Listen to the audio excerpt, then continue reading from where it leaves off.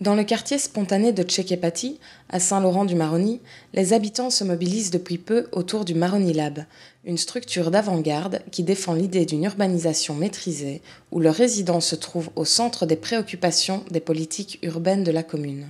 L'objectif ?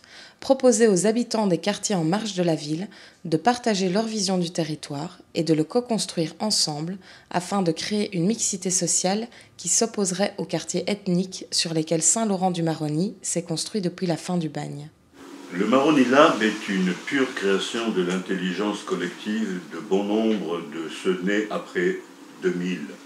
Plus les bacs plus nous venons d'Europe, nous essayons de faire de plusieurs quartiers, notamment ceux qui sont formellement informels, des zones de vivre ensemble, pacifiées, dans une relation de participation qui ferait de ce vivre ensemble un acte d'amour, comme doit l'être toute tentative urbaine de décolonisation du vivre ensemble.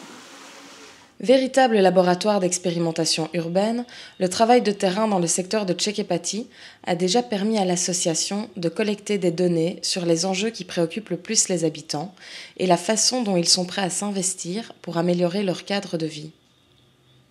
Je prends les choses à la source, tout ce qui est chez les habitants, moi je fais du porte-à-porte, c'est quelque chose que je suis je fais constamment. J'ai fait dans pas mal de quartiers précaires, que ce soit à partir de Saint-Laurent jusqu'à Sparwing.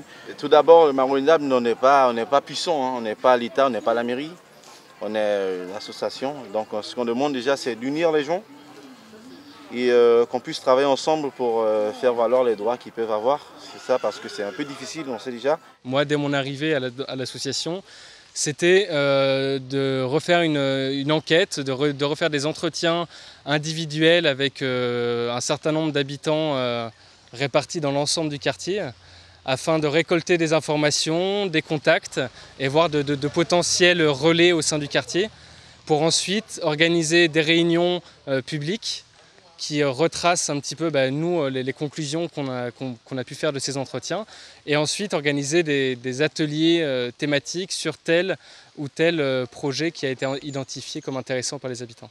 Il y a l'électricité qui est vraiment illégale, et moi je pense que c'est le plus gros problème qu'on a. Il y a des choses qu'on n'a pas et qui est vraiment difficile, comme l'eau potable à l'intérieur de la maison. Et c'est vraiment difficile ça aussi, parce que parfois il faut qu'on descende à la crique là-bas, et c'est dangereux aussi. Il faut qu'on l'améliore, le quartier, pour que ça puisse ressembler à un vrai quartier qui ont des habitants, qui a besoin d'avancer. Après des années de statu quo, l'association doit actuellement faire face à plusieurs difficultés. Il faut remettre les maisons aux normes, il faut qu'il y ait de l'espace dans ces quartiers pour faire passer les réseaux. Il y a beaucoup de choses à faire au préalable avant de réussir à pouvoir amener l'eau et l'électricité dans ces quartiers. Donc ils ont décidé de se mettre ensemble, de se regrouper pour écrire une requête collective à Madame le maire pour demander l'adressage du quartier. C'est que l'adressage, c'est un petit peu la première porte d'entrée pour donner de la visibilité au quartier, le normaliser et entreprendre sa régularisation. Et qu'une fois que ça sera fait, ça sera aussi plus facile de travailler sur des choses comme l'accès à l'eau et à l'électricité, par exemple. Nous, au Maroni Lab, on plaide en faveur de leur réhabilitation, de leur restructuration à partir des maisons existantes. La difficulté, c'est qu'il y a quand même des gens dans ces quartiers spontanés qui habitent là depuis 20 ans.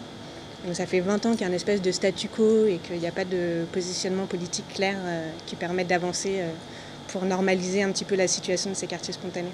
Les enjeux sont le vivre ensemble.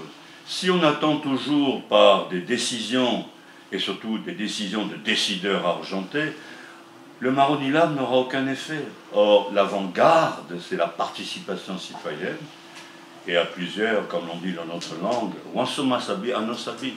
À plusieurs, c'est toujours plus facile. Les prochaines actions du Maroni Lab sont l'accompagnement d'initiatives déjà mises en place et le développement de connaissances par rapport à d'autres quartiers de la ville, notamment celui de Colombie. Un projet de cartographie participative sera également mis sur pied pour le mois de septembre. Celui-ci devra permettre aux habitants de collecter des données sur leur quartier, données qui pourront ensuite être utilisées dans des plans d'aménagement urbain, avec pour avantage de mieux correspondre à la réalité du territoire.